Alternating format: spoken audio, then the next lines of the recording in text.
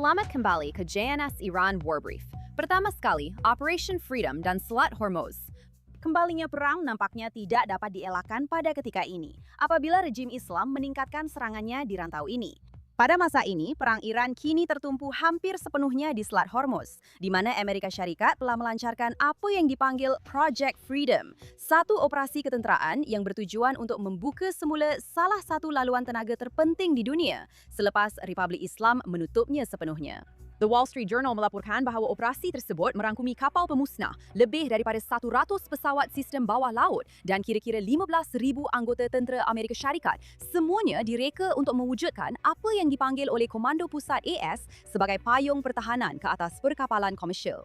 Matlamat Amerika Syarikat adalah mudah. Memecahkan kawalan Republik Islam ke atas selat tersebut, mengembalikan kebebasan pelayaran dan membuktikan kepada syarikat perkapalan komersial bahawa mereka boleh melalui Selat Hormuz Tanpa membayar kepada Republik Islam, berkoordinasi dengan rejim tersebut atau menerima kawalannya ke atas lalu lintas tenaga global. Kini, di bawah undang-undang antarabangsa, termasuk undang-undang laut, Selat Hormuz adalah laluan air antarabangsa.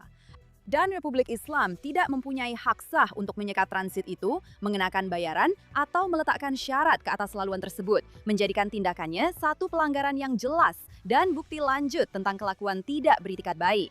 Republik Islam menuntut sebaliknya. Teheran mahu peranannya dalam menguruskan selat itu diiktiraf. Mereka mahu sekapan dilonggarkan, aset beku dibebaskan, dan pampasan perang diberikan, sambil terus menggunakan kawalan ke atas selat itu sebagai alat tawar-menawar dalam rundingan. Laporan juga menunjukkan bahawa Republik Islam telah cuba mengenakan tol dan mengehatkan transit kapal, sekaligus mengetatkan lagi cengkamannya ke atas aliran tenaga. Pada hari Isnin, ketegangan itu bertukar menjadi tembakan terbuka. Pasukan Republik Islam melepaskan tembakan ke arah kapal perang Amerika Syarikat dan kapal dagang di selat itu menggunakan peluru berpandu, drone dan bot kecil. Komando Pusat Amerika Syarikat bertindak balas dengan memusnahkan sekurang-kurangnya 6 bot serangan pantas Iran dan memintas beberapa peluru berpandu yang ditembak ke arah tentera laut Amerika Syarikat. 2 kapal pemusnah Amerika Syarikat dan kapal dagang berjaya melalui selat itu sebagai sebahagian daripada Project Freedom, satu ujian sama ada perkapalan global boleh disambung semula di bawah perlindungan Amerika Syarikat. Republik Islam juga menyasarkan kapal-kapal dagang secara langsung, termasuk sebuah kapal yang berkaitan dengan Korea Selatan yang mengalami kerosakan tetapi tidak menyebabkan sebarang korban. Seterusnya, serangan di Teluk dan serangan terhadap sektor tenaga. Pada masa yang sama, semua ini berlaku, Republik Islam telah memperluaskan serangannya ke luar Selat Hormuz. UAE berkata pertahanan udaranya telah memintas 15 peluru berpandu, termasuk peluru berpandu jelajah dan balistik, serta 4 drone yang dilancarkan oleh Republik Islam. Satu serangan drone telah mencetuskan kebakaran di zon industri minyak Fujairah dan 3 orang cedera. Sebuah kapal tangki yang berkaitan dengan ADNOC UAE juga terkena serangan. Fujairah bukanlah sasaran secara rawa. Ia adalah salah satu daripada beberapa laluan utama ekspor tenaga yang mengelak Selat Hormuz. Dan dengan menyerangnya, Republik Islam cuba menghapuskan alternatif dan menaikkan harga tenaga global untuk memaksa komuniti antarabangsa kembali bergantung kepada laluan air yang boleh diancam dan dikawalnya. Rejim itu juga menyerang Oman dalam serangan mereka dengan laporan mengenai serangan ke atas sebuah bangunan kediaman dan beberapa orang cedera. UAE menyifatkan serangan itu sebagai satu peningkatan yang berbahaya dan berkata mereka berhak untuk bertindak balas. Beberapa negara Teluk dan beberapa negara Barat telah mengeluarkan kecaman, tetapi yang ketara tiada mesyuarat tergempar Liga Arab atau kecaman dikeluarkan, dan respons rantau adalah terhad memandangkan skala serangan tersebut. Seterusnya, Israel, Lebanon, dan perang serantau. Presiden Trump kini sedang mempertimbangkan sama ada untuk meningkatkan tindakan daripada pendirian pertahanan kepada serangan langsung ke atas aset Republik Islam. Matlamat utamanya adalah untuk memaksa rejim membuat konsesi bagi satu perjanjian yang lebih luas. Namun, pakar memberi amaran bahawa strategi ini mungkin tidak tepat. Mereka berhujah bahawa Republik Islam mengutamakan kelangsungan rejim berbanding kos ekonomi atau kemanusiaan dan tidak mungkin akan bertindak balas terhadap tekanan dengan cara konvensional.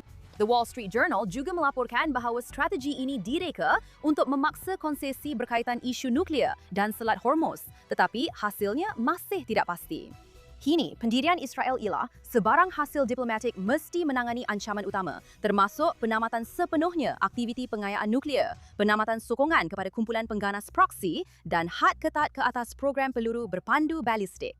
Israel tidak menentang perjanjian secara prinsip, tetapi pegawai-pegawai menilai bahawa sebarang persetujuan yang muncul daripada rundingan semasa tidak mungkin memenuhi syarat-syarat tersebut. Pegawai Pertahanan Israel juga memberi amaran bahawa masih berkemungkinan berlaku konflik langsung dengan Republik Islam boleh berulang, dengan penilaian bahawa sebarang pengurangan ketegangan sementara boleh dengan cepat runtuh dan membawa kepada perang serantau yang lebih meluas. Kini, IDF telah menunjukkan bahawa mereka sedang bersiap sedia untuk serangan peluru berpandu dan drone tambahan dari pelbagai arah dan telah meningkatkan kesiapsiagaan pertahanan udara mereka. Pada masa yang sama, perang di Lebanon masih berterusan.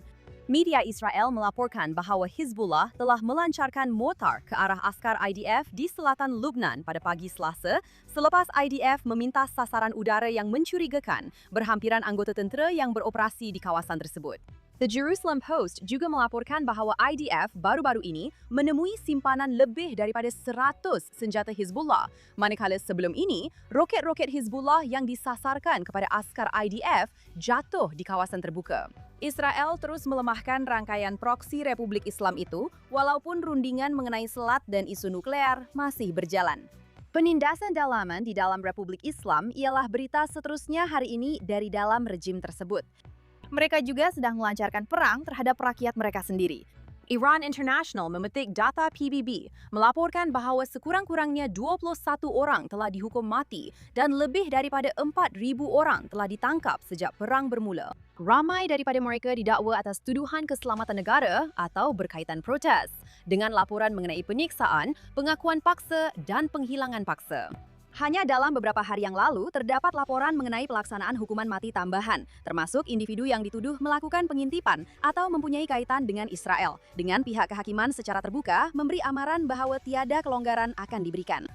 Iran International juga melaporkan bahawa Hissam Aladin, seorang bapa berusia 40 tahun kepada 2 orang anak, meninggal dunia selepas dipukul teruk oleh pasukan keselamatan kerana didakwa menggunakan Starlink untuk memintas sekatan internet. Perkara itu telah berlaku selama lebih 8 minggu. Kes ini menekankan ketakutan rejim terhadap aliran maklumat dan kesanggupan mereka menggunakan kekerasan maut walaupun hanya berkaitan akses kepada komunikasi. Pada masa yang sama, tekanan ekonomi semakin memuncak di dalam Iran, dengan laporan menunjukkan inflasi melebihi 70%, mata wang yang merosot, dan harga makanan yang semakin meningkat, yang menyumbang kepada kemarahan awam yang semakin memuncak. Ramai rakyat Iran, menurut saluran pembangkang dan aktivis, melihat saat ini sebagai satu titik perubahan yang berpotensi dan percaya bahawa konfrontasi ketenteraan yang berterusan boleh melemahkan atau bahkan menamatkan rejim tersebut. Dan akhirnya, serangan antisemitik di luar negara dan perang bayangan rejim tersebut. Perang ini bukan sahaja berlaku di Teluk, di Lebanon atau di dalam Republik Islam Iran. Ia juga merebak ke dalam komuniti Yahudi di luar negara. Minggu ini kita menyaksikan 2 orang Yahudi ditikam di United Kingdom dalam satu insiden yang sedang disiasat oleh pihak berkuasa sebagai serangan antisemitik, menambah kebimbangan keselamatan yang semakin meningkat untuk komuniti Yahudi di seluruh dunia. Di New York, beberapa buah rumah ibadat Yahudi dan rumah persendirian telah dirosakkan dengan grafiti antisemitik pada waktu malam, termasuk simbol swastika dan mesej ancaman yang memuji kumpulan pengganas. Pada masa yang sama, sebuah kumpulan yang berafiliasi dengan Republik Islam Iran yang menamakan diri mereka Harakat Ashab Al-Yamin Al-Islamiyah telah mengaku bertanggung jawab atas beberapa serangan antisemitik di Eropa, termasuk serangan pembakaran yang menyasarkan lokasi Yahudi. Mereka juga telah mengancam untuk mengambil tindakan lanjut terhadap kepentingan Israel dan Barat. Penganalisis keselamatan berkata, ini mencerminkan persekitaran ancaman berganda. Di satu pihak, rangkaian dan proksi yang berkaitan dengan Iran beroperasi secara terkoordinasi sebagai sebahagian daripada strategi peperangan hibrid yang lebih luas. Di pihak satu lagi, peningkatan serangan pelaku tunggal yang diilhamkan oleh propaganda dan retorik yang semakin memuncak. Hasilnya ialah persekitaran keselamatan yang semakin merosot dengan pantas untuk komuniti Yahudi di seluruh dunia, dengan pegawai memberi amaran bahawa ini adalah detik berbahaya di mana konflik global bertukar secara langsung menjadi keganasan tempatan. Dan itu sahaja untuk ringkasan perang Iran hari ini. Saya Emily Schrader. Pastikan Anda melanggan JNS dan pastikan Anda tidak terlepas sebarang kemas kini tentang apa yang berlaku di sini di Israel. Kita jumpa lagi pada masa akan datang.